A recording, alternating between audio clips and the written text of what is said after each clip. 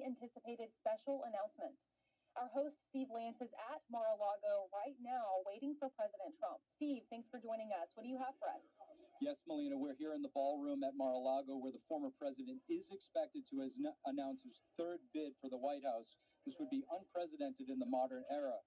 There have been no protesters outside, but there are a lot of folks out there in support of the former president. Now, I did speak to a few of the former president's advisors during his time at the White House who are also here to show their support in anticipation of his announcement. You can stay tuned at 9 p.m. We will begin live streaming. The majority in the House, Republican Congress members held a meeting today to elect their nominee for House Speaker. Republican House members held a closed-door meeting Tuesday afternoon to elect their nominee for House Speaker. Current GOP House Leader Kevin McCarthy received 188 votes. His challenger was Arizona Congressman Andy Biggs, a prominent member of the House Freedom Caucus.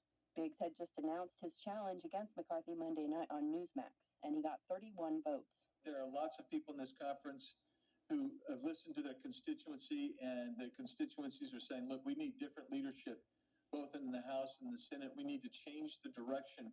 We need people who are going to bring our body together and unite it. The election used secret ballots, but Florida Congressman Matt Gaetz has publicly come out against McCarthy. He criticized McCarthy on The Charlie Kirk Show on Monday. I'm making my announcement, which is that I'm not voting for Kevin McCarthy. I'm not voting for him tomorrow. I'm not voting for him on the floor. And I am certain that there is a critical mass of people who hold my precise view. Gaetz also predicted that McCarthy won't have the 218 votes needed to become Speaker when the full House votes on the nomination in January. But other vocal members within the Republican Party still support McCarthy for House Speaker. One of them is Georgia Congresswoman Marjorie Taylor Greene. If we don't unify behind Kevin McCarthy, we're opening up the door for the Democrats to be able to recruit some of our Republicans, and they may only need one or two since we don't know what we will have in the majority, how many seats we'll have, and I will not allow that to happen. The evolving terrorism threat to the homeland now includes lone actors, fueled by a wide range of violent extremist ideologies and grievances, including domestic violent extremists. The hearing held by House Homeland Security Committee comes just 3 days after top border official Chris Magnus resigned. The Customs and Border Protection Commissioner said he faced pressure from Mayorkas to resign or be fired. Republicans pressed Mayorkas on stepping down. Mayorkas insisted that the border is secure and says that the challenge is, quote, not specific or exclusive to our southern border, but it's a challenge that exists throughout the hemisphere. And Texas Governor Greg Abbott today declared an invasion on the southern border. In an unprecedented action, he's using the invasion clauses of both the U.S. and Texas's Constitution to boost security at the border. Abbott plans to take a number of actions, including sending the National Guard to turn back migrants crossing the border illegally, building a border wall in several counties, and designating Mexican drug cartels as foreign terrorist organizations. The action is the first of its kind. Immigration and border security is mostly handled by the federal government, while states are limited to enforce immigration rules.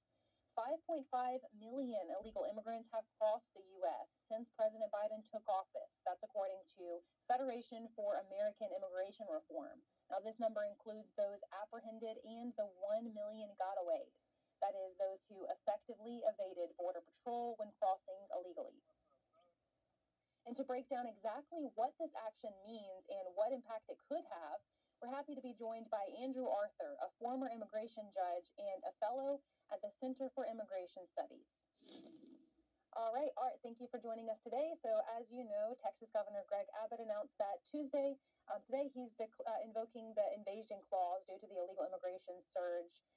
So he'll be deploying the National Guard. Could you help our audience understand what exactly this means that the Texas governor is doing? Sure, and just by way of background, Governor Abbott has been utilizing his state resources to respond to the migrant surge at the U.S.-Mexico border along Texas, which is about 1,254 miles of the 1,900, almost 2,000-mile border. So it's a pretty big piece of it.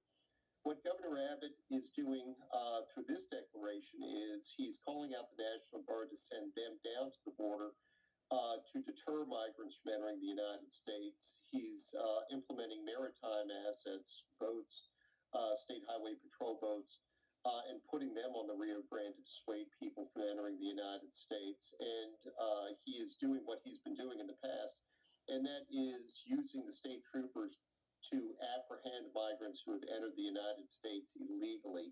Now, it's important to understand Abbott doesn't have the ability to deport aliens from the United States, but he could certainly use his state assets to prevent individuals from entering the United States before they get in.